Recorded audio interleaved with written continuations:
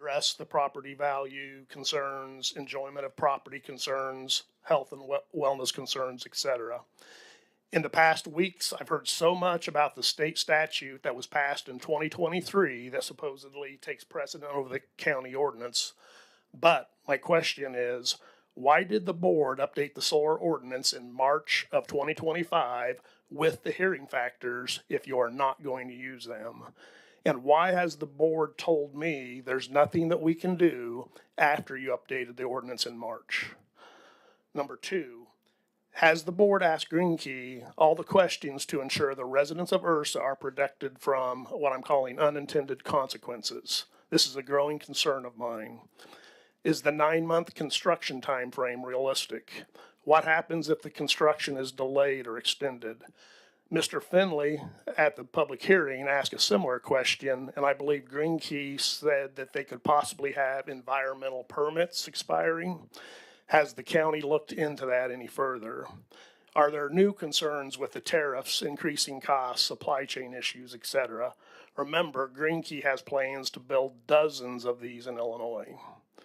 The board must look at these from a worst case scenario perspective when deciding. And three, will the board use information from the public hearing? April 24th was meant to gather public input, opinions, and concerns. Why have a public hearing if you can't take comments into consideration? But the expectation, of course, is that you will. I think it's really important to note at the hearing, no one stood up to support the project from the public. There might be supporters here tonight, but there was none on April 24th. I've read transcripts from other public hearings, including solar farms in other counties, and people like school superintendents, local fire chiefs, etc. They stood up to support that project. Yet no one supported this project publicly on April 24th, and I think the board needs to take that into serious consideration. 290 people signed the petition in opposition. That was presented into evidence on April 24, at the public hearing, and there was 0 people in support at the public hearing. 0 people. Please take those numbers into account in your decision. Thank you. Any questions for Mr. Hightower? Thank you, Mr. Hightower. Next up, just in the order that everyone signed up, would be Ms. Hightower.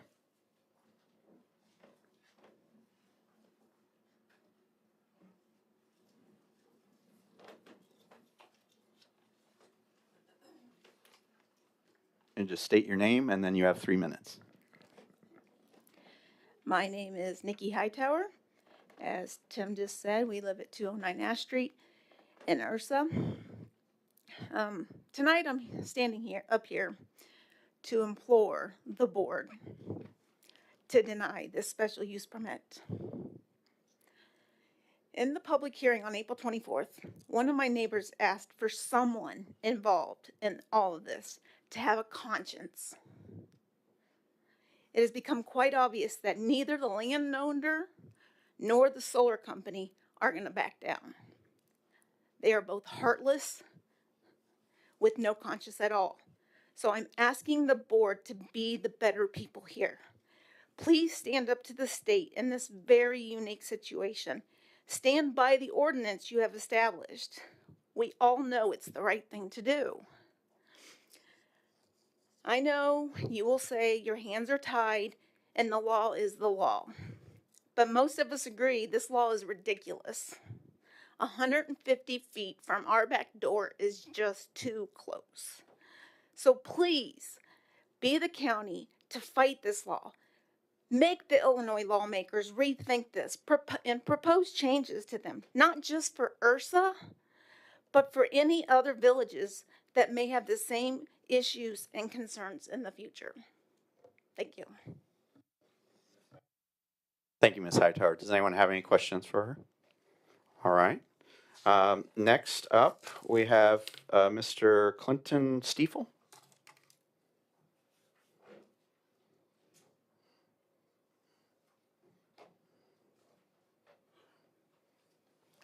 Hope I said that right, Mr. Stiefel. All right, Mr. Stiefel. Just state your name and then you have 3 minutes. Sure. Clinton Stiefel, 203 Ash in Ursa. Good evening, board. Thank you for letting us come and talk about this again. We all know why this happened. Democrats, out-of-state land developer, and the landowner itself. This shouldn't have ever happened to this village, and it's happening as we speak. If you don't remember, I'm the guy that had a cell tower 107 foot from my property on this same proposed project site, and this did sway a family from moving in right next to me a few years ago. So just think the tower was. So just think having a solar project behind us, how much more that's going to degrade our values. Nobody's going to want to live by this anymore, especially us. You can't tell me this isn't going to affect our pocketbooks. I don't care how many experts you bring in to testify. I just had proof right there. It's going to affect our pocketbooks, period. Who's going to stand up to the liberals in Pritzker? Are we just going to let them run over us? When will we finally fight back against the Democrats? Green Key Solar told us that we'll bring money into the area for us. That's great. Everybody likes the money, but it's going to be at our expense, period. We are the ones that are going to suffer from this. Please put yourselves in the residents of Ursa's shoes for a moment. Does everybody see why we are all doing this and spending our valuable time fighting this? Our homes and the ambience of the neighborhood are in jeopardy, and all this is happening 150 foot from our back doors into our county. Adams County Board, please stand up to the people ruining this state and vote no on this matter. Thank you. Any questions for Mr. Stiefel? Thank you, Mr. Stiefel. Next up, we have Mr. Brian McAllister.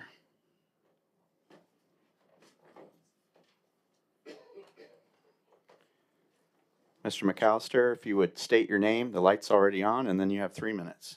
My name is Brian McAllister. I live at 301 Ash Street.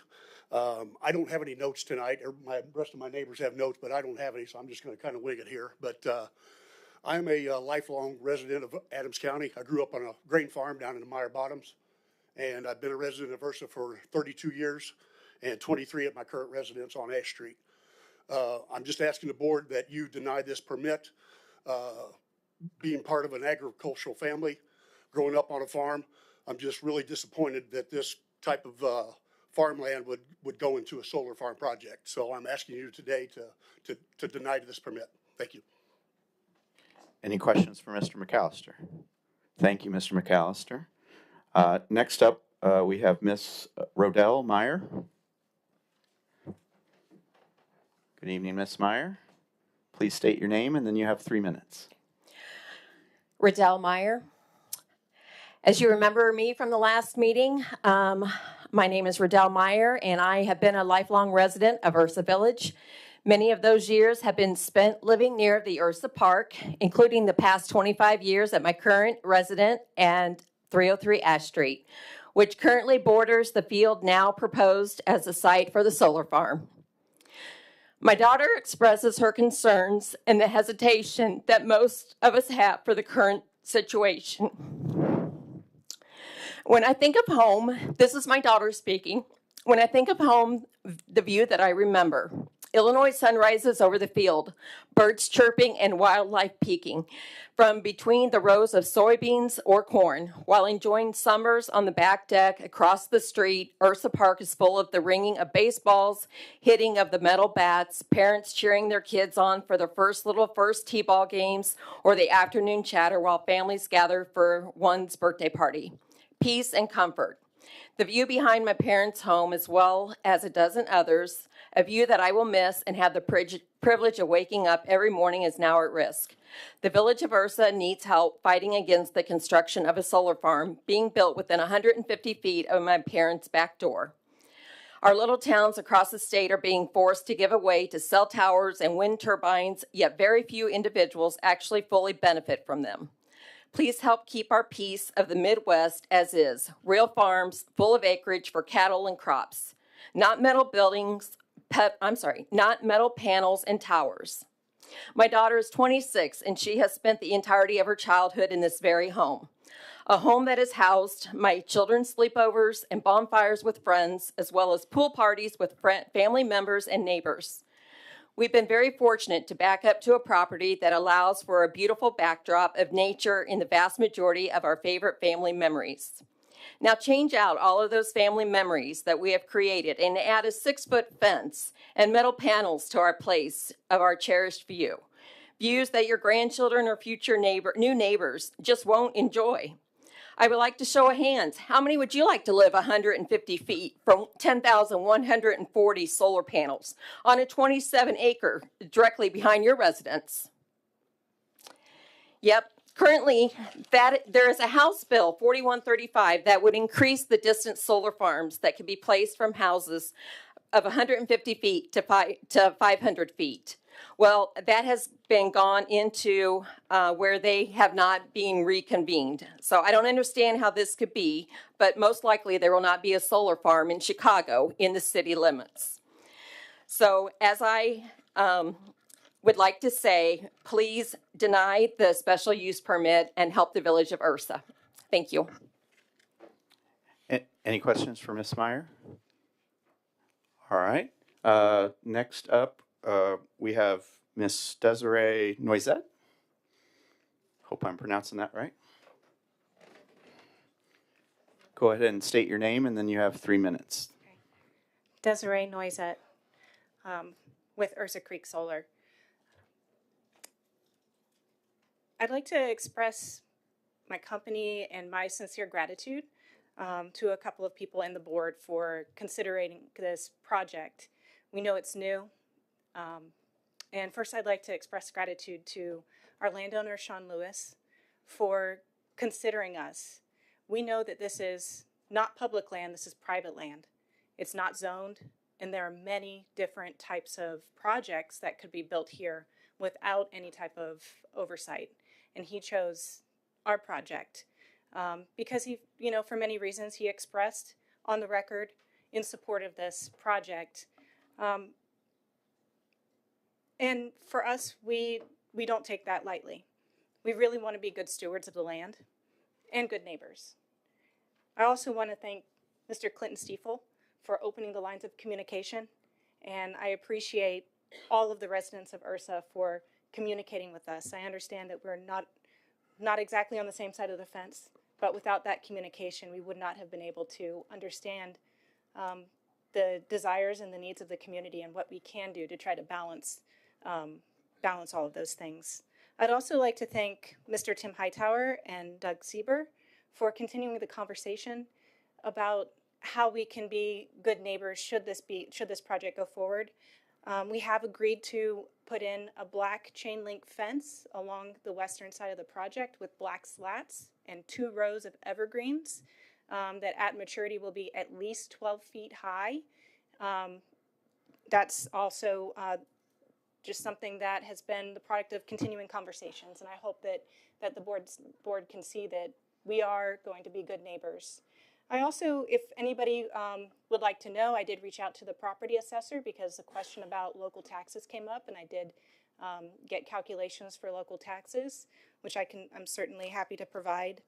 I also understand that there were some questions about the decom plan and how that would be worked out, and we're happy to obviously have that conversation and the many different facets of what that could look like should this project go forward as a condition of the permit.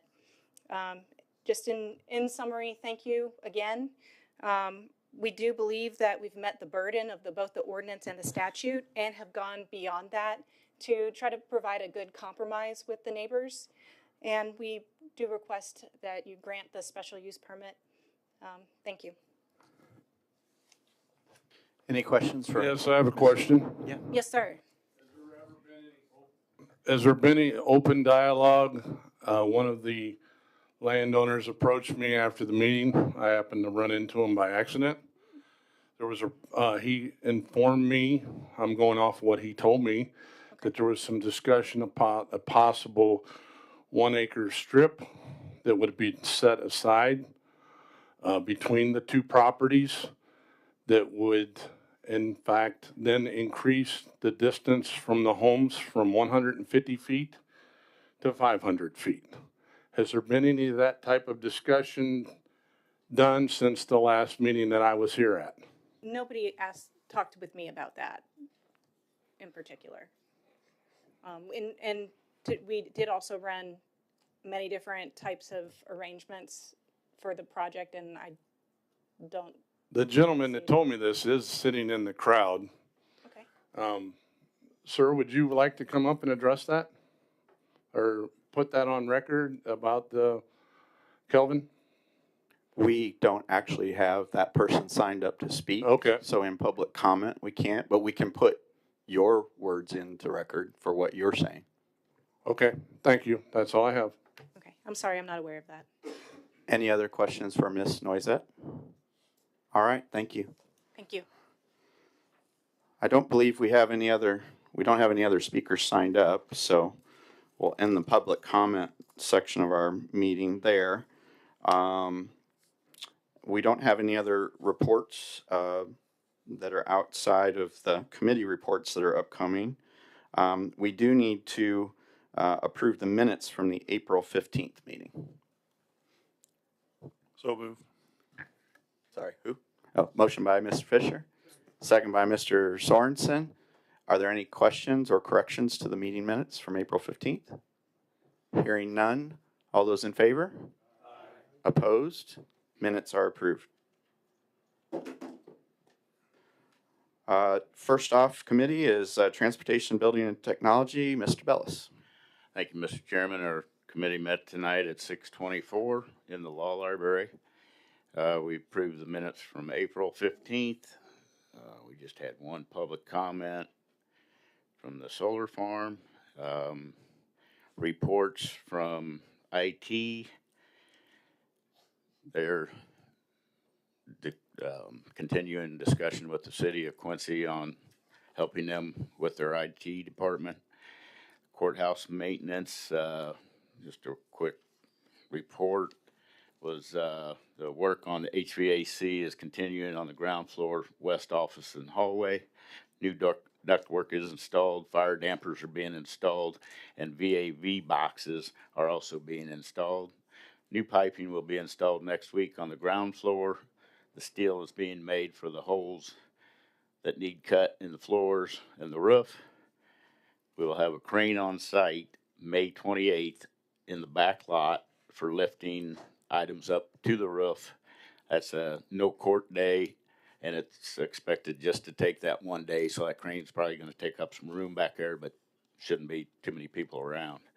The roof project started today and will continue as needed off and on.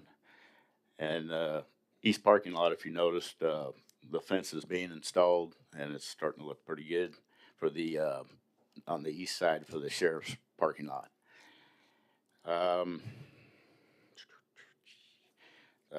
County engineer reported that letting for some bridge projects are going on, be let next this end of the month or the first of the next. The building, the highway department building, has a heat pump that went out. They're 13 to 15 years old, so they're looking at bids to get 2 heat pumps replaced. 48th Street intersection should start after Memorial Day. Let's see, and we're getting the bid ready for the mapping of the county from the company that does that. We do have a resolution A, if the clerk could read that. Resolution 2025-05-501-014, resolution granting a special use permit to Ursa Creek Solar LLC, a wholly owned subsidiary of Green K Development LLC, for the construction and operation of a 4.0 MWAC commercial solar energy facility in Ursa Township. Motion to approve. Motion by Mr. Bellis. Can we have a roll call vote on this? We need a second. We need a second for the motion. Second. Second by Mr. Fisher. All right. We can, yes. But I'd like to have some discussion because there were some points made with the speakers, and I think we should be deliberate, and you all probably have some questions and things you'd like to ask too. So let me go first. And one topic that I want to open up is Mr. Hightower brought up a point about the March 2025 revisions to the solar farm ordinance. Dr. Rich, could you speak about that a little bit? You remember we changed, and there was some very specific things about that. So just give us a little summary of that. Essentially, knowing that the state preempted us since we don't have county land use permits or county zoning, but we wanted to make sure that we're aware in the about the fees, the studies, the public hearings, the road usage. Many of these are rural. This one isn't. But it's all things we could do within not having public countywide zoning. Other than that, we were paralyzed. At least it gave us some input and allowed us to have public hearings, et cetera. But it doesn't allow us to turn one down. And so, as I understand it, and after we passed all this, once the permit is filled out properly, it's our, you can't turn down the permit because you can't turn down the facility. And that's my understanding. Now, maybe Mr. Eiler can expand on that. So I think one of the things, and the reason I brought it up, and you touched on it, so we got most of the way there, was we were doing some technical repositioning of the ordinance. We knew that we had some fees that could be increased. We knew that we could have some time frames that were more orderly. And then we knew that we could also have a public hearing to at least try and vet out some of the programs that maybe really didn't qualify, in the sense of, why waste everyone's time if it really didn't qualify location wise or size wise, or the company didn't meet the bond, things like that. And the decommissioning was a big part of that. The decommissioning. And getting the right amount of fees, and they increase I'd have to read the ordinance again every so many years, but the decommissioning was a big deal with that. Okay. We put that in there too. And the reason I wanted to ask that question, and thank you, Dr. Rich, is because you can see in the constituency perception of it, we changed something just to do the public hearing, and that really wasn't the sum total of it. We tweaked some things in that, but our sum total of doing what we did was to create some hurdles and some time frame for ourselves that was allowed, but we did not change what is the state ordinance. This is a very unique position to be in, because if you look at so many of the state ordinances that we deal with, think of all the things that we deal with, every single one of them is written as a baseline, and we can add more to it, right? There's very, very few times that we have a state level ordinance that we can't add to and make more restrictive. This is one of those. You can debate all the reasons why, but this is one of those. And we only have a couple of those. Usually when liquor ordinances and other ordinances that we add on to, we're adding deliberative steps to make it more unique to us, maybe our geographic region, maybe our costs, maybe our fees, maybe who takes care of what process, what department does that. So I just want to be very clear about that. We didn't make tweaks to an ordinance to put control in ourselves because we don't have that control. We did it so that we could create some deliberate steps about vetting these before they get to this point, which I think largely has happened, if I'm following this correctly. I think our county engineer at least checked with 5 or 6 other counties on what they were doing, how they were handling it. We ran it through the state's attorney's office here, and there's only so much you can do. And so the changes we made and try to improve what control we had are a composite of what many other counties have done. But unless you've got a county land use program, county zoning, there's not a thing you can do.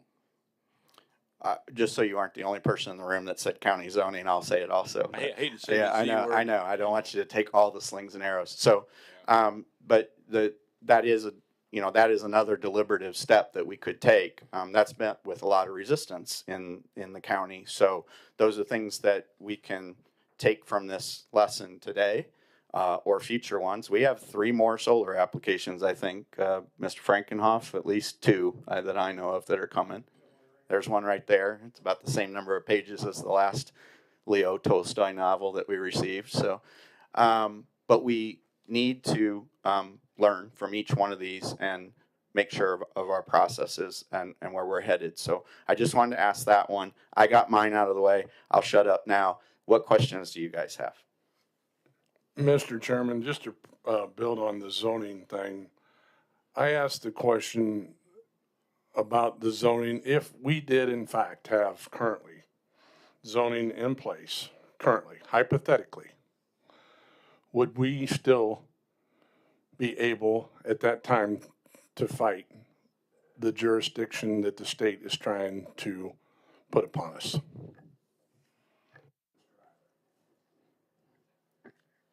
Even if we had zoning that was in opposition of the state statute, we are required to follow that state statute.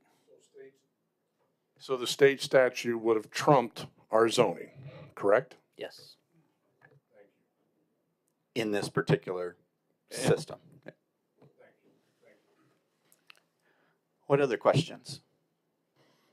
I have one, just to throw this out there so everyone, because I know that this question has been asked of me many times. So if we hypothetically voted no on this and it failed, what could be the possible outcomes of that? You want to take that one, Todd? I will take it. All right. If you vote no, one outcome is nothing happens. One outcome is the Green Key or the solar people could file a suit. Another outcome could be that the landowner could file suit. If one of them files suit, my guess is they both will file suit. So there's really your three options. And the suit would be for potential damages, et cetera, something like that. If I'm filing the suit, I'm throwing everything in the kitchen sink at you. Okay. I think originally the suit would be for not following state statute. It would probably, yes, it would be, it would be a complaint for declaratory judgment, and I would have to believe that they would file a motion for summary judgment at the exact same time that they filed the complaint. What a motion for summary judgment is a motion asking the court to make a ruling saying that the facts are in existence already without anything further, to make a ruling that somebody has or has not done something that they are either supposed to or are obligated to. So in this case, the landowner and or the solar company could file the suit. They could file, at some point they're going to file a motion for summary judgment. They may not at the beginning. Depends if the greedy attorneys want to milk it out and make more money, because that's what attorneys do, right, in private practice. I'll say it. But eventually they'll file that motion for summary judgment, and they'll say, that motion will say, Judge, here's the law, here's the process, here's what we have done. They have improperly denied this. Grant an order or enter an order that makes them grant the special permit. Thanks, Todd. Mr. Eiler, just a follow-up question. I may misunderstand, I probably do, but I've heard as a potential another option might be is the developer could go directly to the state for approval and bypass suit. Do you know if that's an option?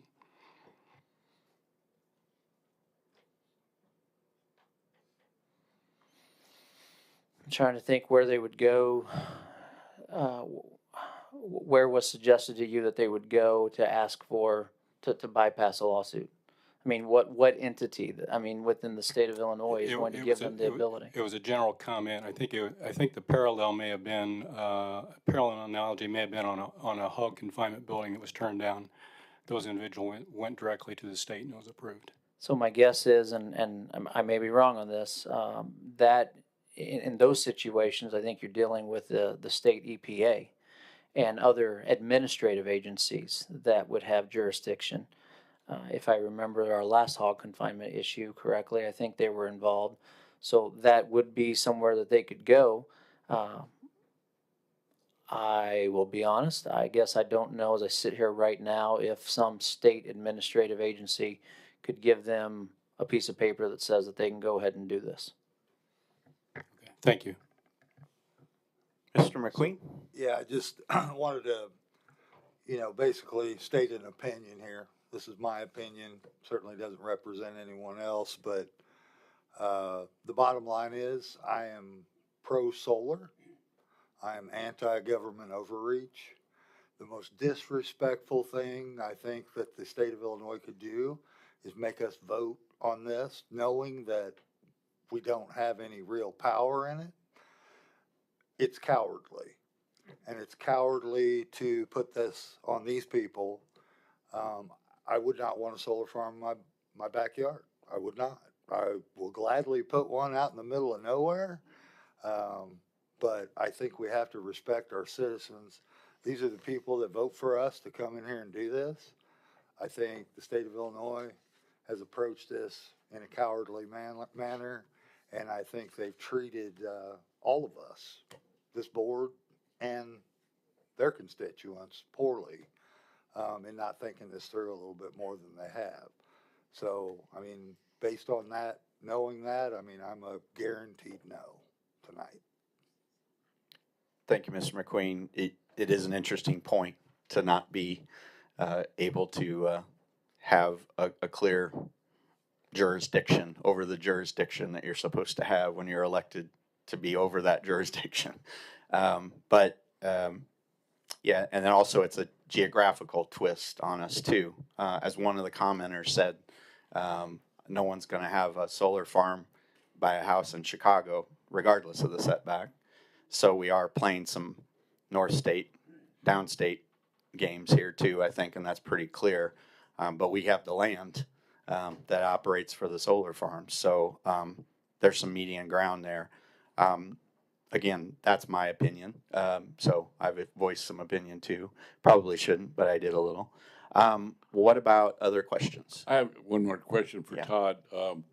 Suppose we all voted no, and this is the first test case that's come up in the state of Illinois, bucking Chicago, et cetera, et cetera.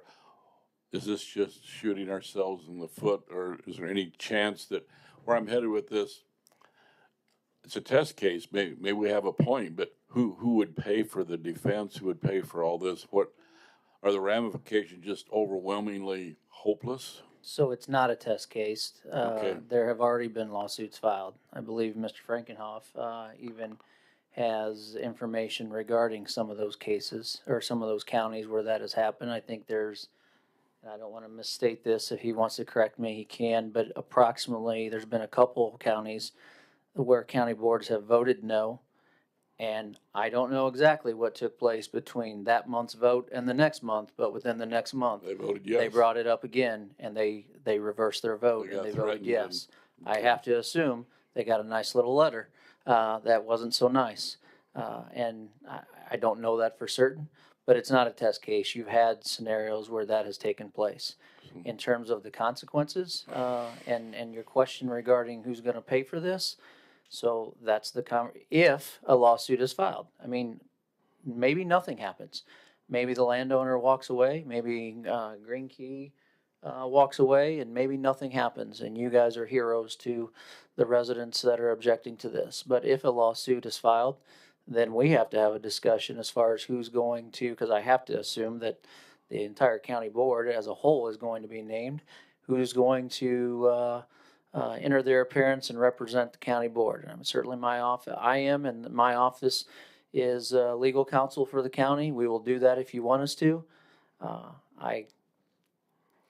Because we're at a public meeting and because we're on the record, I hesitate to tell you what my legal opinion is. I would prefer not to do that publicly. If you want to hear it, I'll be happy to say it. But we would have to defend that, or we would have to hire somebody who maybe even specializes in this and in these issues or areas. And I can tell you that's not going to be cheap. And so then the question becomes, as we've already heard earlier tonight, taxpayer money. How much money are we going to spend on something that may or may not be very fruitless? Now, obviously, it matters a very lot to these individuals, these homeowners. But at the end of the day, I can give you an opinion as to what I think will happen, and or other attorneys could. And the question then is, are you throwing good money after bad, and or do you care? I mean, if you don't care and you want to stand up for the rights of these citizens, certainly you have that right. But I think there are fairly obvious consequences that I think will be problematic for us. So basically, it's a very expensive, hopeless situation we're faced with. To a degree. You know, at the public hearing, the comment was made at one point by one of the speakers that even if a lawsuit is filed, we have a 40% chance of winning. I don't know where she got that number. I will tell you, I completely disagree with that number. Anytime you hear an attorney or anybody give you any kind of guarantee in the law, you're talking to a fool. It may not be that costly because it could be very short-lived. I mean, if they file a motion for summary judgment, it could be very short. But if it drags out and it's ongoing, it can be very costly. Thank you. You know, it's interesting hearing that back and forth. And one of Mr. McQueen's comments was about he is pro-solar, and I believe doing a project based with your company, correct? So, and that's admirable because that's a captive solar farm and it's going to produce power for that operation. We do need to also be aware that we want to be a county that's open for business too. And there are differences in the different locations. I believe the one that you just held up, Mr. Hangamper, is probably not going to be that contested just a month from now because there's nothing really around it. So it is a very, you know, location dependent type thing, and we need to be careful about what our basis is for the decisions we make. Any other questions? Mr. Callaway. This is mine. I mean, I drove through, I think a bunch of us have because we talked about it. Drove through and saw y'all signs, and then the fact that you guys are here in support. I think it's a travesty that it just happened to be on that piece of property right next to you guys. On the flip side, coming out of California not too long ago, I've seen where literally warehouses went in. There's some other neighborhoods where they're actually drilling or doing tier 3 oil and gas recovery in neighborhoods that were very affluent, and they had the trees and the signs, and then you'd see and most of it was piped out. A few were like, and one in particular was even in Century City next to Fox Towers, and if you remember the movie Die Hard, it was right next to that. And they actually went in with a whole new drilling operation and had it completely covered where you couldn't see it. And then in Cupertino in the San Jose area, I watched home values literally where the donut was being built, and it was like a golf course. It turned into the Apple's main headquarters, and the homes there went from like 600 $1.5 million to $1.7 million overnight with no land improvement on the homeowners. And I've also been in an ag area close to where you guys were at, which was mostly apricots. And Amazon Restoration Hardware and a few others moved in their 750 to $1.5 million square foot warehouses, and property values shot up because of the warehousing. And the fact that it brought jobs and all in, and they brought in increase in property value because there was more people wanted to bring their warehouses out because of the location, and then it drove the home prices up. And some of them had 35 to 5,000 square foot houses in the neighborhood next to where these warehouses were being built. So I feel for you guys. I realize too that the company is going to be putting trees and then also the fence to help as a barrier. But I think bottom line is it's a shame that the property owner maybe didn't have a little bit more goodwill and also working with you guys. I see that as more of the issue than anything else. So, and with no zoning, there's not much we can really do. All right. Yes. Okay, a couple of comments and then a clarification on the project itself. First of all, I want to encourage everybody, if you have not done so, when you get home tonight, step off 50 steps from your back door and just see how close that solar panel would be to your home. It's not very far. So I think that's one thing. These folks, to put it in reality, if you want to put yourself in their shoes, you know, that's what they're faced with. And so the other thing would be is I've heard some discussion, and the developer brought forth an expert hired by them to indicate there are no decreased property values demonstrated as a result of solar projects.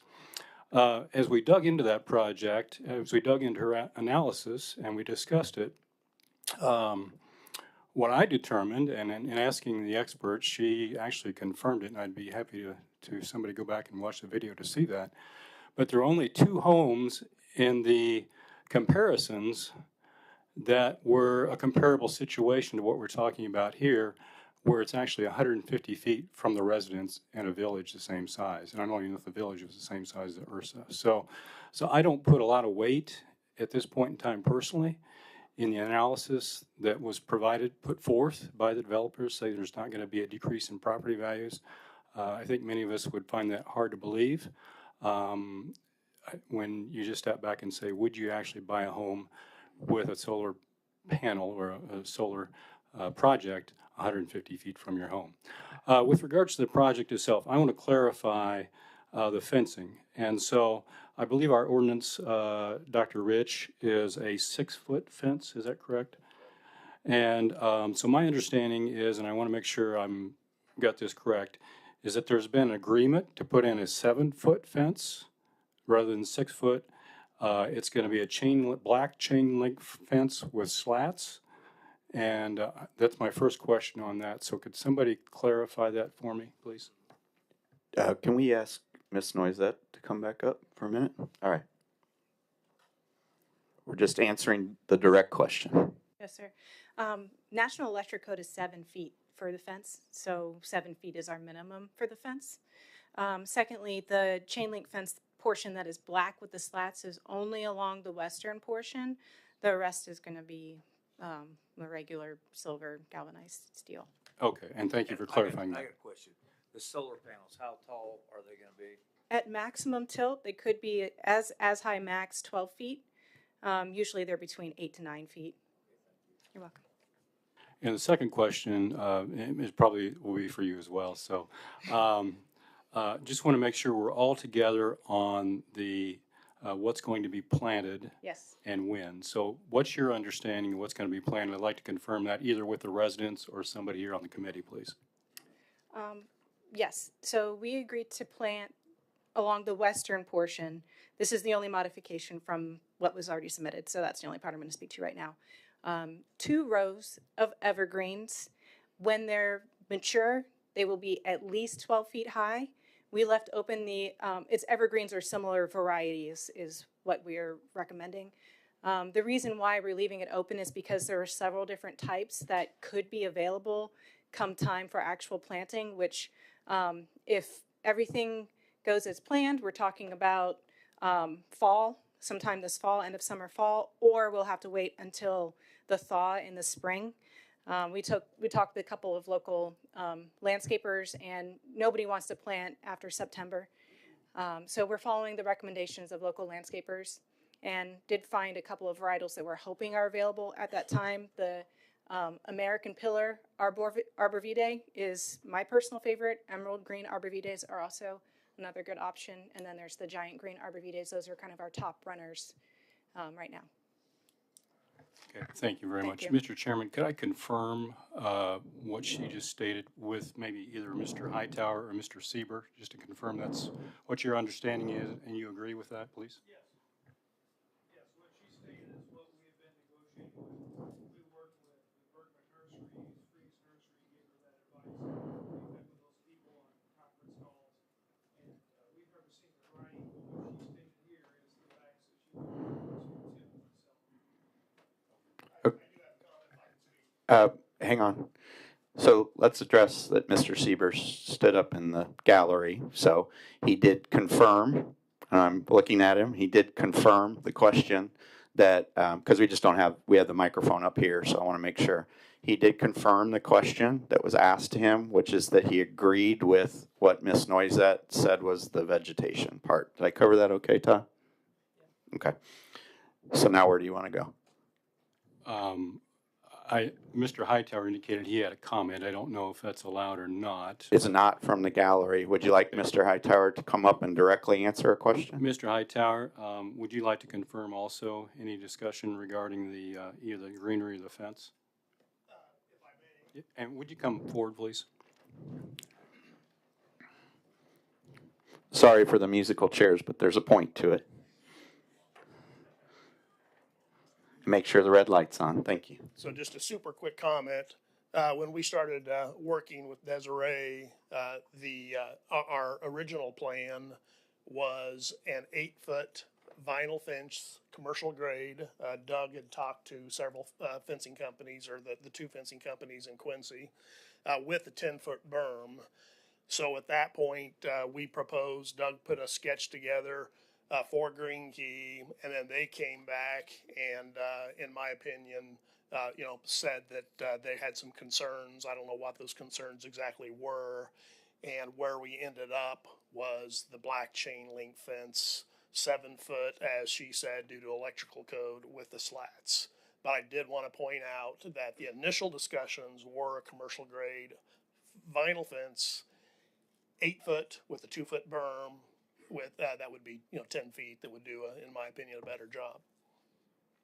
Does that answer your question, Mr. Finley? It does. Thank you, Mr. Hightower. Thank you, Mr. Hightower. And then a final question for either Mr. Frankenhoff or the developer. What's the timeline on the project, and is there either in the ordinance or otherwise, a timeline that it has to be completed by? Mr. Frankenhoff, do you have an answer for that for us first? I don't believe we have a definite completion time. Okay, let the record show that Mr. Frankenhoff didn't have a definite completion time. Ms. Noisette, do you want to come up and answer that question? If you can. We're hoping to have the construction complete by the end of summer. There are obviously variables that could play into that, so we may end up having to start in the spring. But our plan is to have it completed as soon as possible, taking obviously weather and supply chain into account and permitting. I hope that answers your question. Okay, thank you. And you mentioned supply chain. Are you anticipating supply chain issues? We're not. Okay, thank you. I have a question on a point of clarification, Mr. Chairman. Another board member asked a question of someone in the gallery earlier, and they were told that was not possible. Is there a difference between these questions that we just heard and that question? The only difference is that the person didn't identify themselves and was being identified for them. So I don't let the record show that the person wanted to be identified, because that wasn't they weren't on the sign-up sheet and they didn't identify themselves at that time. That makes sense. Thank you. I think it's time to call the question. Roll call vote. No. Yeah, I should have done that. A yes vote is for the solar farm to proceed. A no vote is in opposition for the solar farm to proceed. Is that clear? A yes vote is for the solar farm to proceed. A no vote is for the solar farm to be denied. Your committee unanimously approved it. Let the record show that the Transportation Building Technology Committee unanimously approved it in their committee session. Okay, let's have a roll call vote. Mark Sorensen, No. Barb Fletcher, Ryan Hincamper, Aye. Dave Bellis, Yes. Marvin Kirkhoff, No. Mark Dietrich, Jeremy Farlow, No. Steve McQueen, No. Travis Cooley, Under duress, yes. Robert Rich, Yes, under protest. Tim Finley, No. John McCoy, Brad Poulter, Yes. David McCleary, Yes, under protest.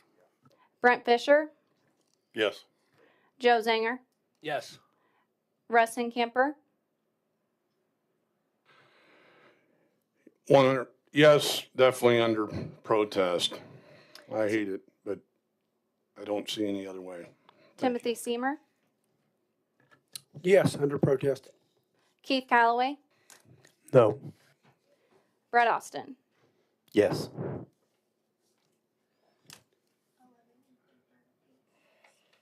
We have 11 in favor and 8 opposed. The solar farm ordinance is passed per the permitting. I want to thank everyone who addressed this issue. It's not an easy issue. There's a lot of sides to this. We understand your concern. I would encourage the developer and the landowner and the residents to continue the best conversation that you can have and try to work out all the differences that you have. And if this county board can be a support in that conversation, understanding the limitations that we had up to this point, if we can be a resource for a better communication and our engineering department can help in that, please use us as that resource.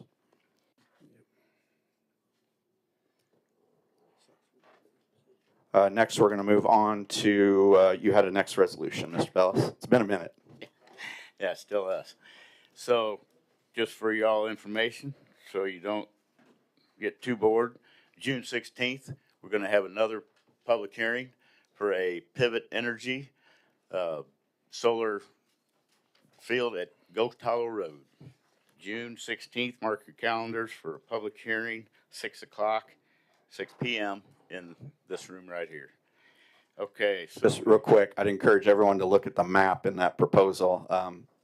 Based on what I was talking about earlier, there is only one house on one corner of that property, and it's going to hopefully be a little bit easier discussion than that. But we will learn from this, and we'll see where we go. Thank you. And before we get to that resolution, I just want to thank everybody that does come and speak to us for their 3 minutes.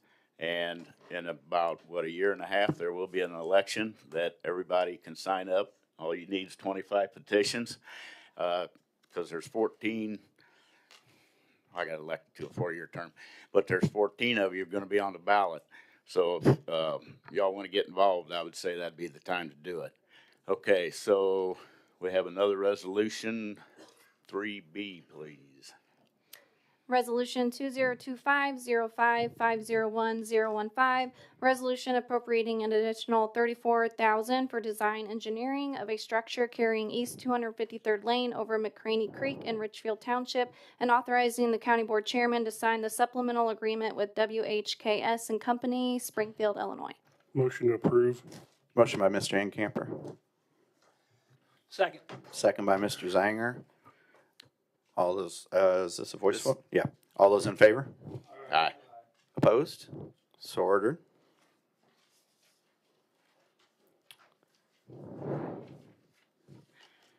No new business. Our next meeting, the Adams County Courthouse HVAC, we already kind of gave you the report on that. If you have any questions, feel free to call. And again, for the audience, there's 21 of us on this board, so don't be afraid to call any of us. Our next meeting will be June 10th, 6 p.m. in the law library. I got a question for Dave, Brett. Okay. So what are we doing on 48th and State? Or we just put a culvert in and sidewalks? Culvert and pavement. I don't think the 48th Street intersection. 48th Street, 48th and State. We're reconstructing the south end of the intersection. Basically, all the concerns that were raised by the city with regards to the culvert are being taken care of. We're widening out the west side, putting the curb and gutter curb and gutter.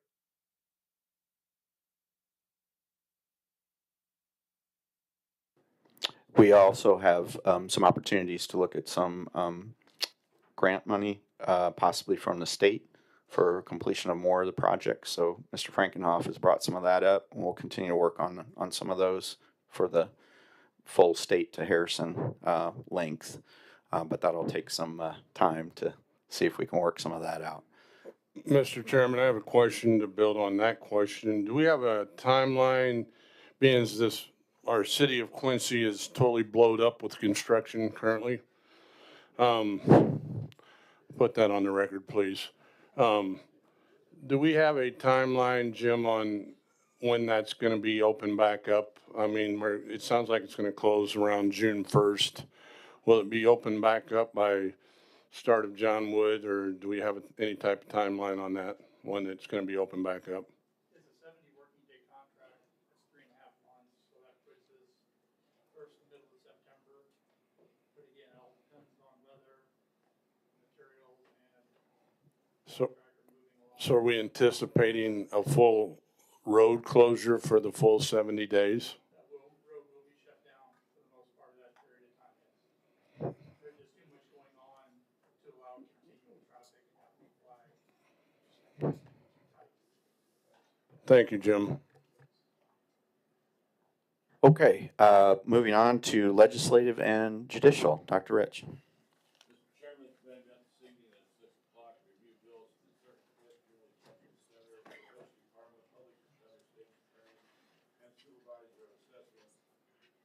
Normally, all the bills are in order. There's some discrepancy, which I'll take up, and I think we got an ordinance coming up.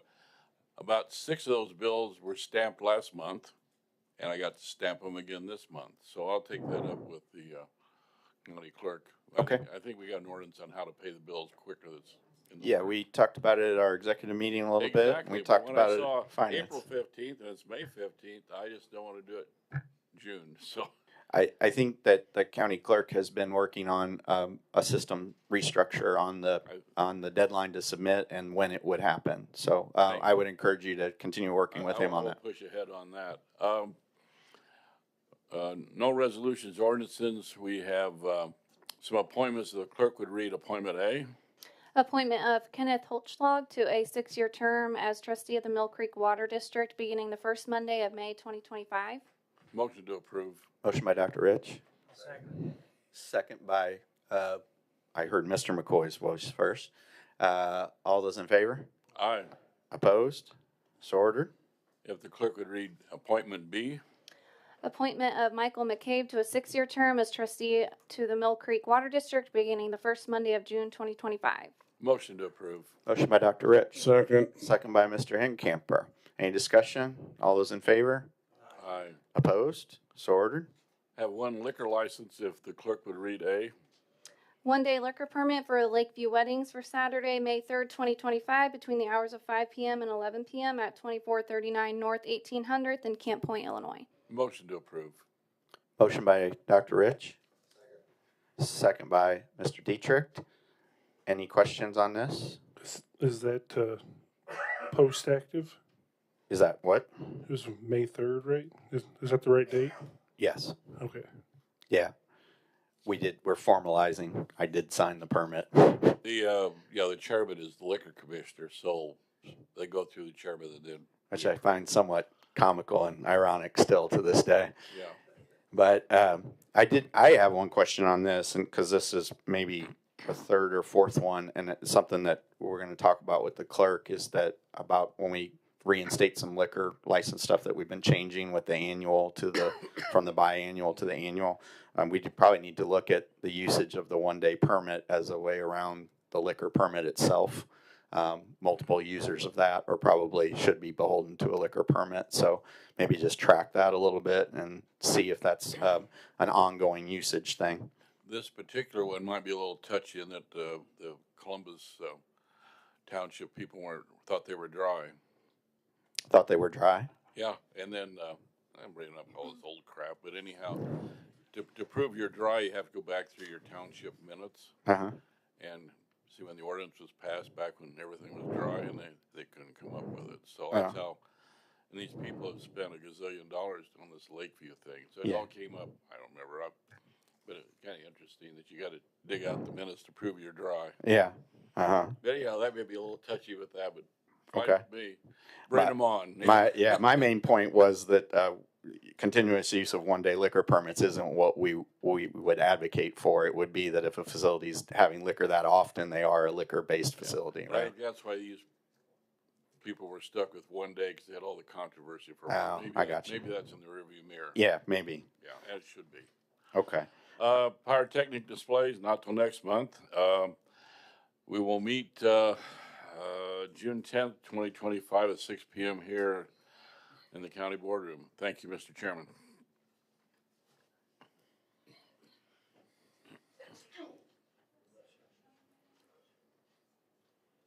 We gotta go backwards 2 steps. All those in favor of the 1-day liquor permit? Aye. Opposed? See, we got our feet moving too fast. All right, that motion is carried. And the rest of the legislative and judicial report is entered. And your next meeting is when again? June 10th to 6 p.m. here in the boardroom. Okay, thank you, Dr. Rich. Next is Public Health and Safety Committee. Mr. Fisher. Yes, thank you, Mr. Chairman. Your committee met tonight in the ROE conference room at 5:30. Reviewed bills, all were in order. We received verbal reports from Emergency Management, Coroner, Sheriff's Office, and Veterans Assistance Commission. Few highlights you had on your desk or your spot tonight. The EMS Day is coming up May 18th at the Prairie Crossings from noon to 3. Good opportunity to go out and see all your first responders. Hopefully it'll be a nice day, but usually it's a good event, so please put that on your calendar. Also, some additional information from Mr. Havermail, just briefly, he is continuing to address the backlog by getting additional staff certified, so that's hopefully helpful. And also noted there is some legislation about a multi-county regional opportunity. I guess it's running through the General Assembly, but not quite over the finish line, but something to keep on our radar. It would be, the region would be our 8th Judicial Circuit, would be kind of what that works in. So we'll keep that on the radar and see how that moves. Other areas of business, which you probably saw in the news about recycling. We've mentioned it a few times in different, I think, committees and county board meetings, but there has been some review as far as looking how we're addressing that on the county and city partnership. So there's more to come, and with the new administration in the city, I'm sure there'll be more discussions on that. So we'll hopefully bring more back to this group and keep you guys posted on how that moves forward. The IEMA grant, also Mr. Simon made us aware of on the federal side. Obviously, we know new administration there. A lot of reviews been going on. Through EMS, they do receive some federal funding. That's was kind of on hold, but we believe now is back in motion. But he wanted to make us aware of that and thought I'd bring that to this body. And then lastly, Sheriff union negotiations. I've been helping Sheriff with several meetings. Just keep in mind we have 5 units, 2 different unions. We have been making some headway on a number of them, but not as fast on others. We've been able to, I believe, TA a lot of updated language and some substantive language, but kind of down to beating up the economic side. So that's kind of what we're down to. I think that's it, Mr. Chairman, and our next meeting will be June 10th, 5:30 in the ROE conference room. Thank you, Mr. Fisher, and thank you for the time on the union negotiations. I know you've put a lot into that, and I think you're making some good progress, so appreciate that. On the executive committee report, we did have an executive committee meeting. We talked primarily about the solar farm thing that was coming up. We talked about several of the issues with the bond related issues, which Mr. Cooley is going to talk about here in a minute.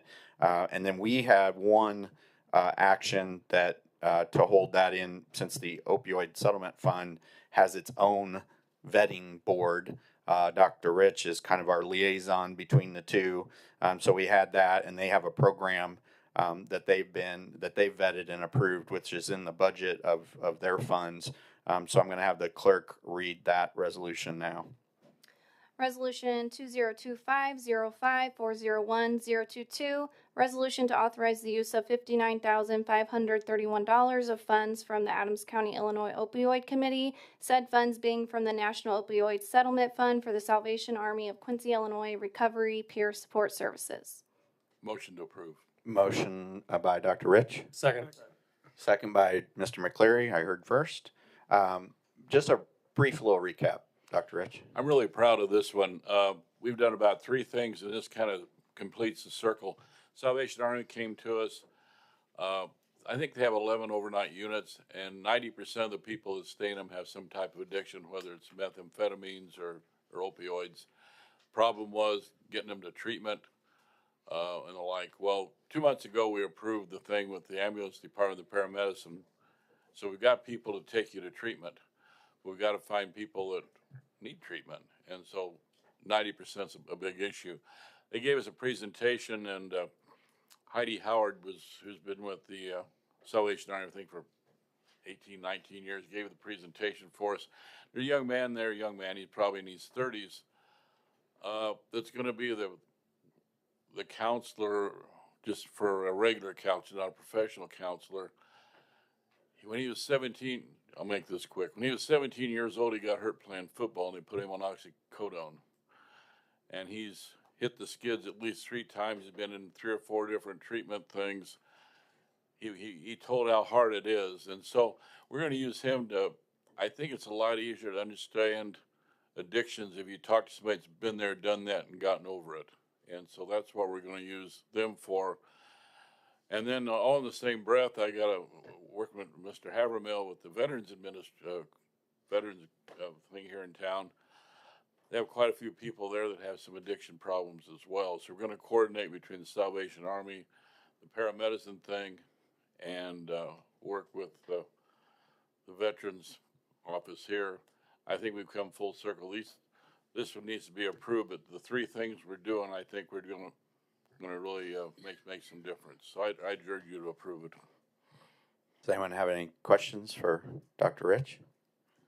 This was approved unanimously by the opioid board, correct? It's really, yes, unanimously, and it's.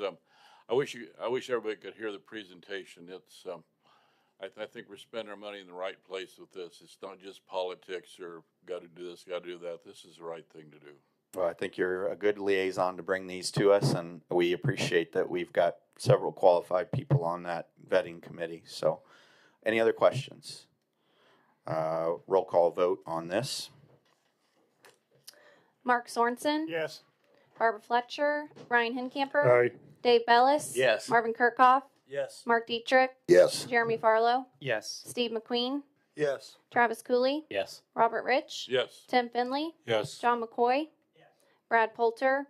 Yes. David McCleary. Yes. Brent Fisher. Yes. Joe Zanger. Yes. Russ Hincamper. Yes. Timothy Seymour. Yes. Keith Calloway. Yes. Brett Austin. Yes.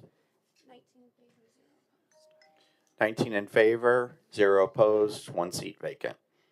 That motion carries. That resolution is passed. Sorry. Anything else on the executive committee that anyone of the 4 of you that would want to speak on anything? Did I cover everything that we talked about? Okay. All right. Next up, we have the finance committee with Mr. Cooley. Mr. Chairman, the Finance Committee met yesterday, May 12, 2025, here in the county boardroom. We reviewed the bills, which all appeared to be in order. We discussed several items last night, and the first order of business is an ordinance. I would ask that the county clerk read 3A, please. Ordinance 2025-05-001-023, ordinance authorizing the issuance of general obligation bonds, alternate revenue source, Series 2025 of the County of Adams, Illinois, in an aggregate principal not to exceed $9 million for the purpose of financing various capital improvements within the county, including but not limited to HVAC, roof improvements, and other capital costs related to the county courthouse, including in connection with said work, acquisition of all land or rights in land, mechanical, electrical, and other services necessary, useful, or advisable thereto, paying certain cost of issuance thereof, and providing for the levy of a direct annual tax sufficient to pay the principal of and interest of said bonds. I make a motion to approve. Motion by Mr. Cooley. Second. Second by Mr. Kirkhoff. I think our county clerk elongated that one for you just on purpose. Does it feel that way? There was a lot of theretofores in there. All right, we have a motion and a second. Any discussion on this? So this is just setting a platform that's a not to exceed amount of $9 million. It also sets payments of not to exceed $1.4 million, which that $1.4 million annually is on a 10-year repayment with 2 years interest only. That would be the highest rev limit that we would actually have on that. The actual payment would be more like $1,325,000 if we chose to go that route on today's higher standards. What we're going off of.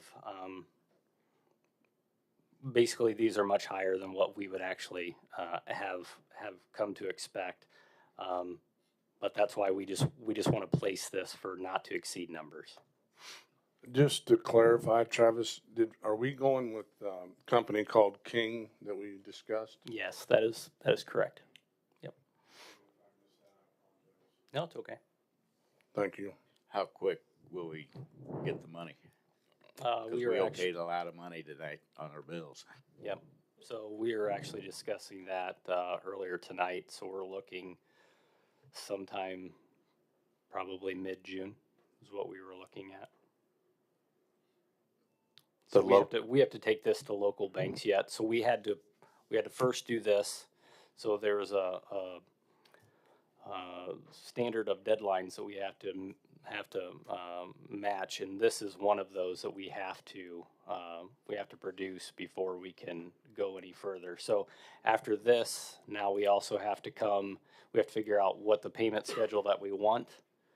So we have to figure out, do we want a 10, a 12, a 15, 18, whatever year that we're going to do.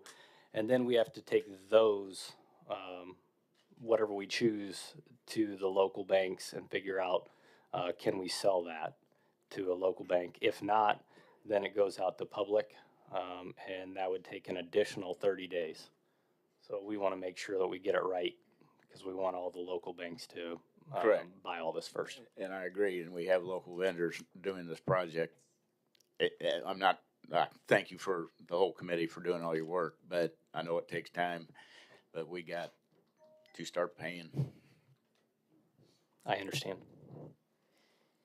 Any other questions? I think we've had several months of discussion on this, and probably everyone has gotten a lot of information down. But again, this is a not to exceed limit. There's still some wiggle room on the payment, the amortization of the bond, if you will. And the finance committee is working that out, but we do need to get through this hurdle. So I would ask the clerk to do a roll call vote, please. Mark Sorensen. Yes. Barb Fletcher. Ryan Henkamper. Aye. Dave Bellis. Yes. Marvin Kirkhoff. Yes. Mark Dietrich. Yes. Jeremy Farlow. Yes.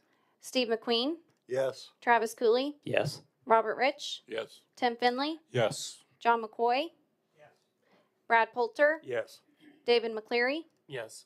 Brent Fisher. Yes. Joe Zanger. Yes. Russ Henkamper. Yes. Timothy Seymour. Yes. Keith Calloway. Yes. Brett Austin. Yes. 19 in favor, 0 opposed, 1 vacant. That ordinance is carried forward. I will give a little update, and this is not part of this, but I will give a little update. So in recent month and a half or so, rates have increased.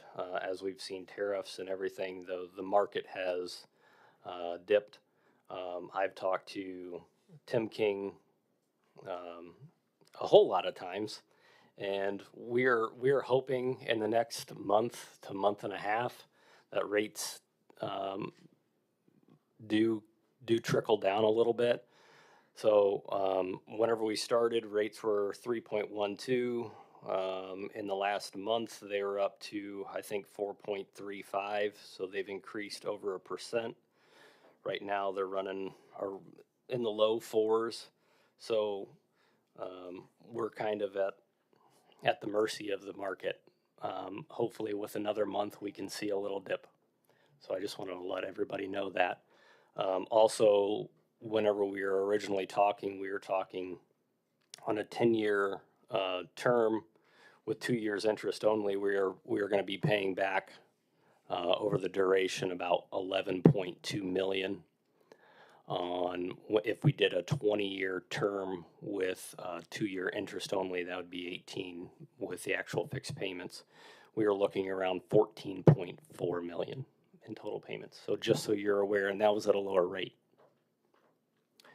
So I will move on. I'll ask the county clerk to read 4A, please. We have an additional fund appropriation from David Hochgraver, Information Technology, in the amount of $58,600. Revenue account number 104-104-4120. Fees 911 IT services for revised budget amount of $178,600 and $50,000. Expense account number 104-104-5120. Salary 911 admin for a revised budget amount of $50,000. And $8,600 for expense account number 104-104-5825. Equipment for revised budget amount of $16,600. Make a motion to approve. Motion by Mr. Cooley, second by Mr. McCleary. Any discussion? So earlier this year, the Adams County IT fully assumed control of the Adams County 911 IT services. So before that time, we only had partial control. In exchange for the additional support, 911 has agreed to contribute $58,000 to the county. This funding allows the county to assign a help desk staff to the 911 center full-time, and 911 is covering most of the salary. However, it's important to note that we are receiving these funds for what can be termed as contracted services. The allocated money will cover 1, salary, and 2, equipment, while the county will handle all insurance and pension costs without any reimbursement from the Adams County 911. We do something similar with the ROE, except that they do not have a dedicated IT support staff. I personally believe we need to approve, and execute some sort of intergovernmental agreement with these types of services to cover the county's butt, to ensure all the terms are laid out in writing. Thank you, Mr. Cooley. So, as an intergovernmental agreement, we would have to do that with the city, you're saying, for the IT services? For the 911 center, yes. Okay. That's just my opinion. Sure. Has that been discussed to do that? No. Okay. Mr. Hochgraber, you're here. Do you want to come up here for a second? Oh, you do have one? Okay. So you're just expanding this existing contract? Can you come up to the microphone? I'm a stickler about that now. Sorry. So what this is doing is we've been doing this for, I believe, 3 years now, and we do have an agreement with the 911 center. Essentially what this has done is they've had a position there that has become vacant, and instead of hiring another position, we are putting an IT person there in that position instead. And then the additional fees for that, basically it's an internal thing for Jessica to move the, what am I looking for? Line item transfers. The line item transfers back to the county. So it's covering all the expenses of this person essentially. So the contract's been signed by both parties. So this was, the initial contract was executed in July of 2021, I believe, and then the ETSB just reviewed and made some changes to it in their April meeting this year. So you are expanding an existing contract then? Okay, and then you can spell that out in, It's in our it's covered. It's in ETSB meeting minutes. Okay, And it is great. recorded in our minutes there. Okay. So, yes. And your generalized terms of that contract allow for some expansion of services, or at least comparable services, more service, basically. Okay, and all the parties in the contract are the same parties that signed it? Are Adams County IT, your 911? IT and ETSB. Okay, all right. All right, any other questions on that? No, I just feel like that's really important, so I appreciate you guys coming up. Yeah, we have another party, interested party in that agreement, right? So, all right, thank you guys. On a side note, Mr. Chairman, I'd like to thank the IT department too. When I first got on, I took a tour of the building for the amount of space that they're working in, which is very restricted. I think they do a great job, and I think in the future, maybe we could look at giving them a little more space. 'Cause they're pretty crammed, and if you guys don't think so, take a tour of the building. Noted, but if you look at Mr. Hochgraber's office, or the two guys crammed behind the wall over here, they like small spaces. It seems like they don't advocate for much space, but noted, and a continued good service by our IT department. Thank you, Mr. Cooley. Do you have anything further? I do not on that. Did you have, besides that, you had a couple update. Did you have any updates on the budget? We need to vote on it. Oh, I'm sorry. All right. You did. All right. I got you. Sorry. Let me back up. I made a motion. Okay. Motion and a second? Yeah. And then we need a roll call vote on this. Sorry about that. That's okay. Mark Sorensen, Yes. Barb Fletcher, Ryan Hincamper, Aye.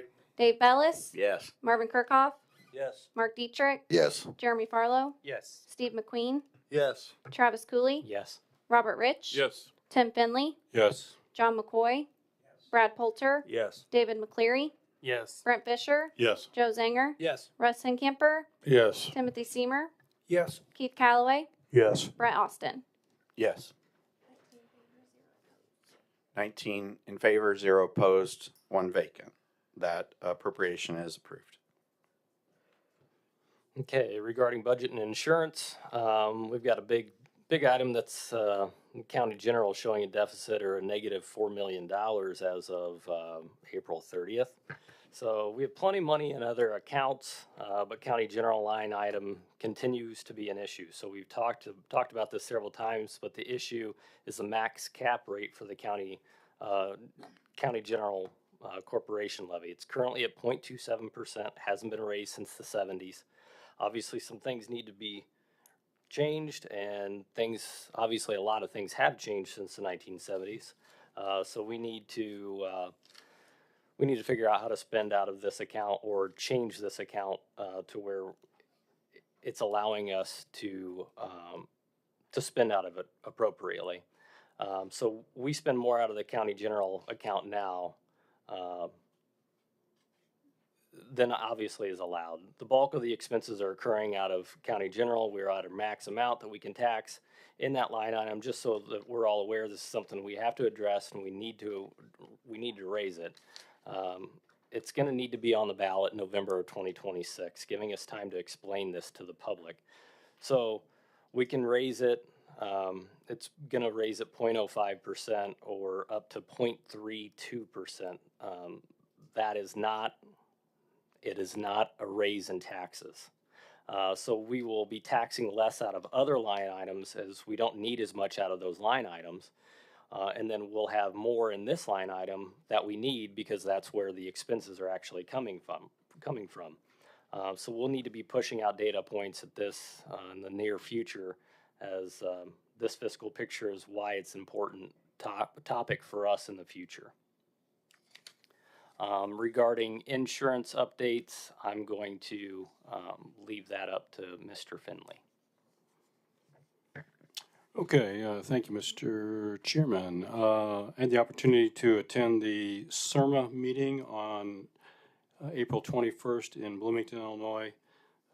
You do have a travel voucher to approve later for that, so I'd appreciate your support on that. But CIRMA is actually the Counties of Illinois Risk Management Agency, and what we have is there's a group of approximately 30 counties that go together and purchase property, casualty, and workers' comp insurance together in a bundled way, and in a way that really saves all those counties some money. I think they really do a pretty good job.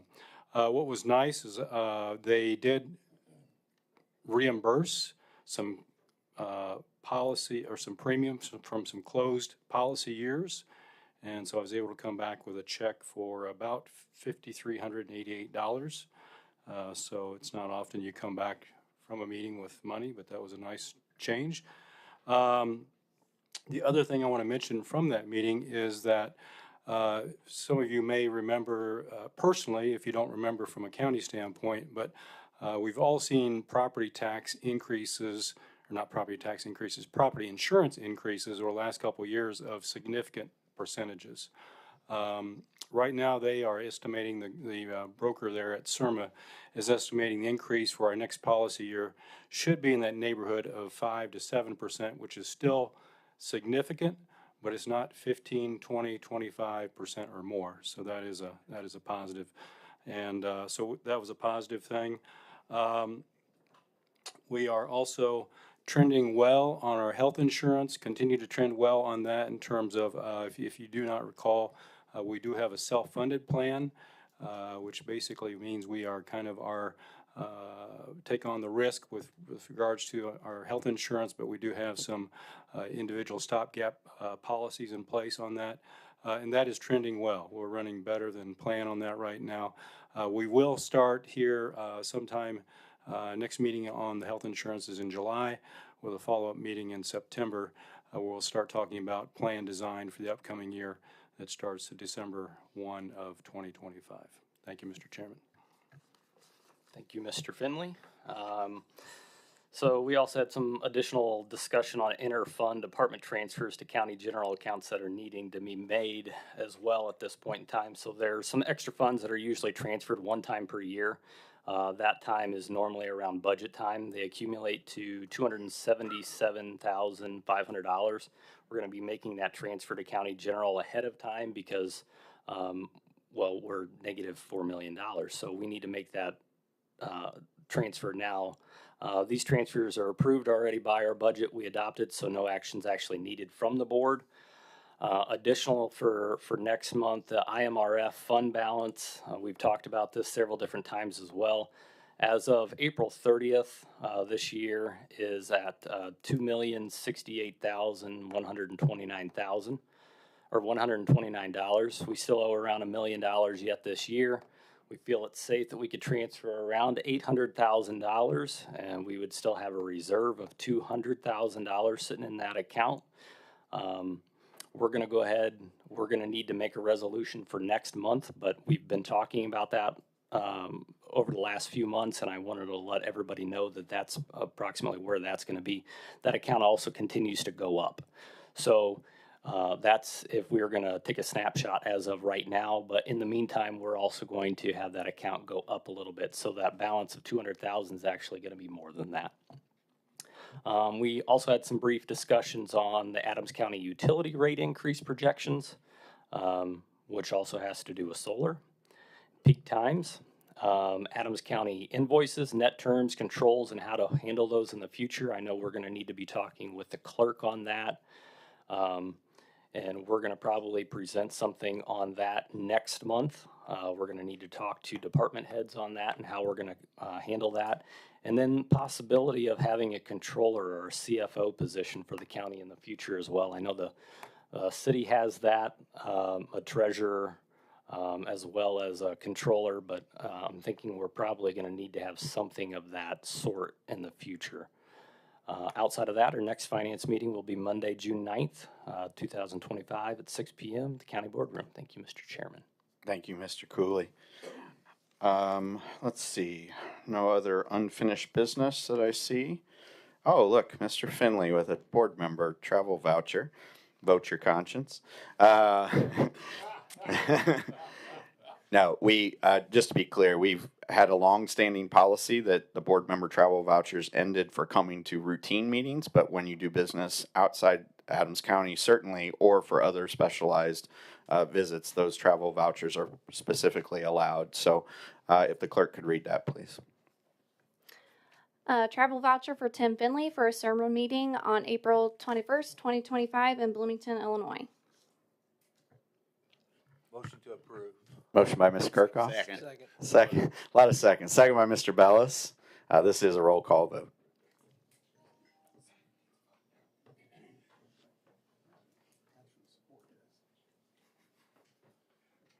Mark Sorensen. Yes. Barb Fletcher. Ryan Hincamper. Aye. Dave Bellis. Yes. Marvin Kirkhoff. Yes. Mark Dietrich. Yes. Jeremy Farlow. Yes. Steve McQueen. Yes. Travis Cooley. Yes. Robert Rich. Yes. Tim Finley. Yes. John McCoy. Brad Poulter. Yes. David McCleary. Yes. Brent Fisher. Yes. Joe Zanger. Yes. Russ Hincamper. Yes. Timothy Seymour. Yes. Keith Calloway. Yes. Brett Austin. Yes. 19 in favor, 0 opposed. 19 in favor, 0 opposed, 1 vacant. That board member travel voucher is approved. We have monthly reports. If the clerk could read that. Monthly reports, Supervisor of Assessments, Board of Review, Juvenile Detention Center, the County Clerk and Recorder's Office, Public Defender, Circuit Clerk, Information Technology, Probation Department, Monthly Check Register for April 2025, and Fund Summary Report for April 2025, including revenue and expenses. Motion to receive, file, and forward to appropriate committee. Second.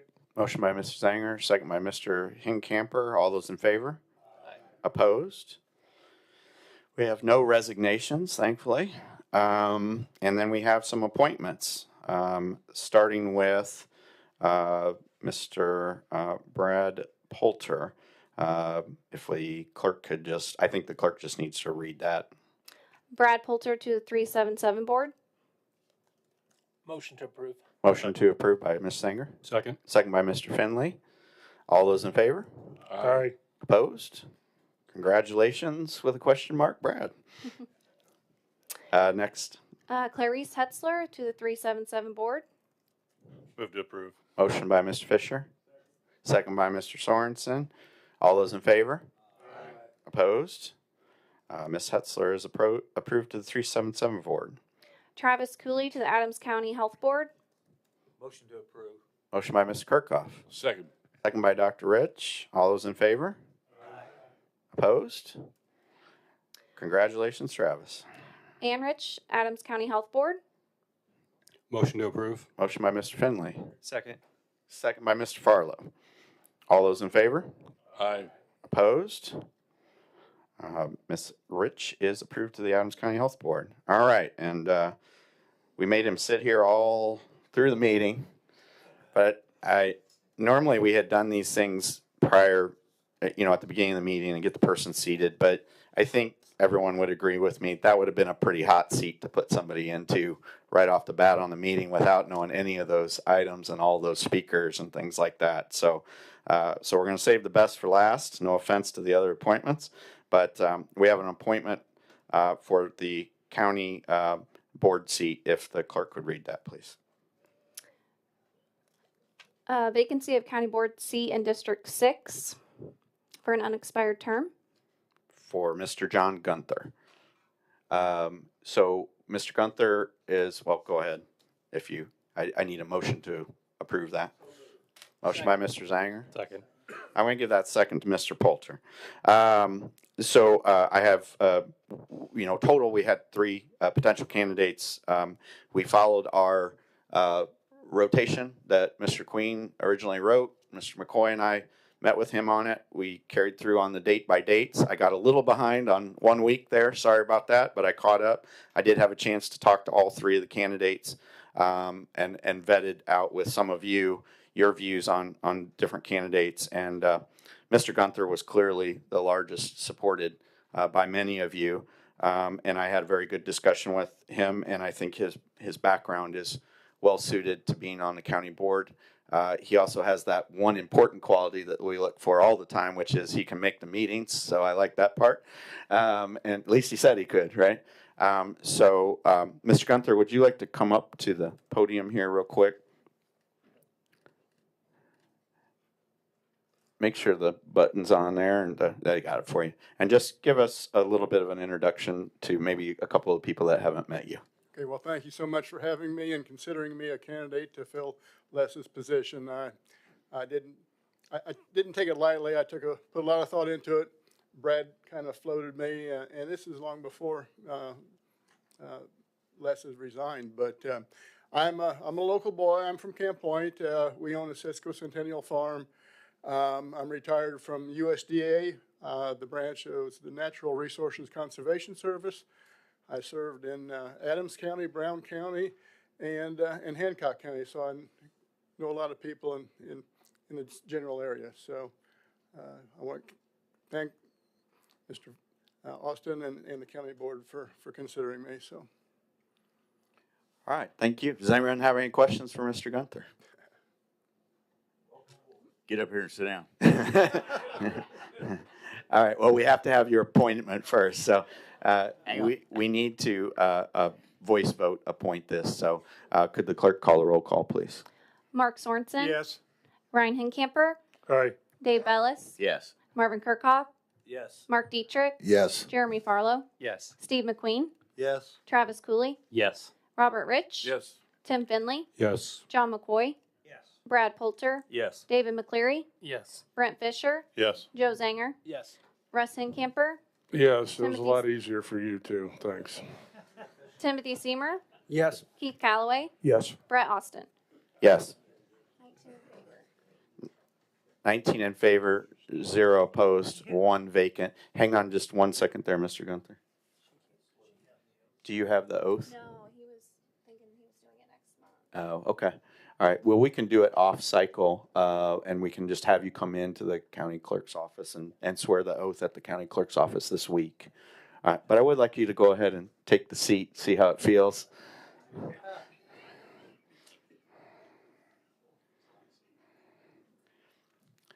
So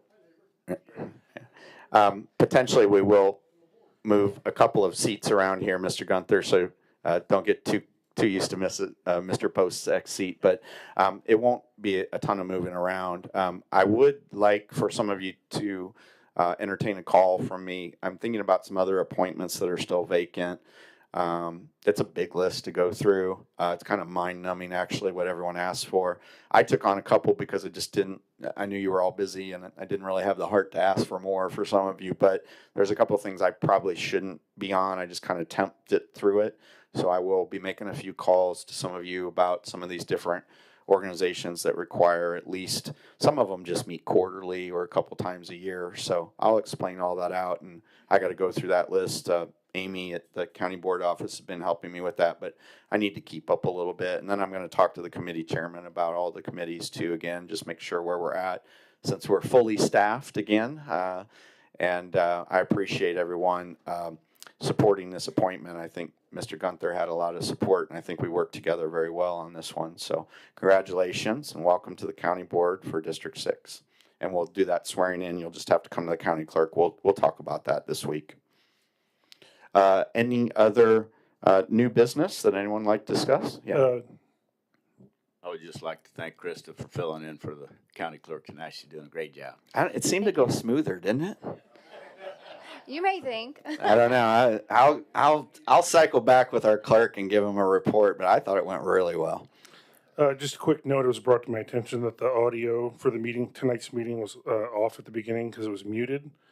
However, I have it, full recording posted online by tomorrow. Okay. Sorry about that for the public viewing that out there. We have some glitches from time to time, but hopefully that'll get corrected and we'll post the full thing tomorrow so everyone can see that and hear it, apparently. Looks like we have one more correspondence item.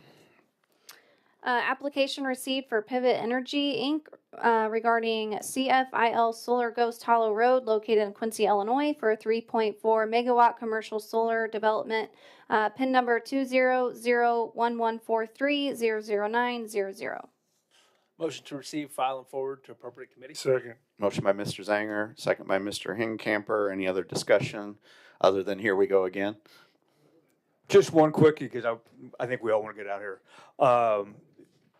With these, now that we're starting to get more solar farms, and I heard also outside the wind turbines too. Yep, got a wind one coming. What type of increase in revenue are we going to be getting out of these properties for Adams County?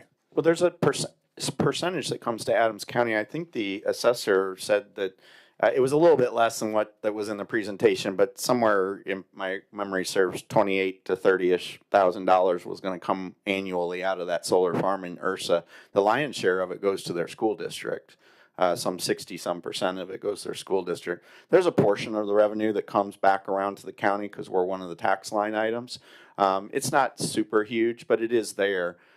Mostly it's the community taxation that goes up and increases some revenue there from a farmland property, which was definitely a crop property, so not very much taxation on a crop property. So I would assume it's probably going from a couple $1,000s to $25,000 to $30,000 from the assessment on those acreages. But so that gives you a rough kind of framework of what it is. Does that answer your question? Yeah, so basically about $2,000 a month. Yep. Mm-hmm. And just to piggyback on that, Mr. Chairman, if I could, I'd just like to thank Mr. Frankenhoff and Todd's office and whoever else is involved in reviewing and approving these projects. This is the Ursa Creek project right here. Yeah. And so these take a lot of work, and I just want to say thank you for all that. And there's a couple copies of the new one that's coming up that are floating around, and so we can share those. I don't think we need to kill 100 trees to print one for everybody, I think we have an electronic copy too. So I feel free to talk to Mr. Frankenhoff about that. Any other business that comes before the county board today? I think we clocked in 8:56 here. I know my attention span at about 8:30 was struggling, so I appreciate you hanging in there, and I'd entertain a motion to adjourn. Motion to adjourn. Motion by Mr. McCleary and a second by everyone. We stand adjourned.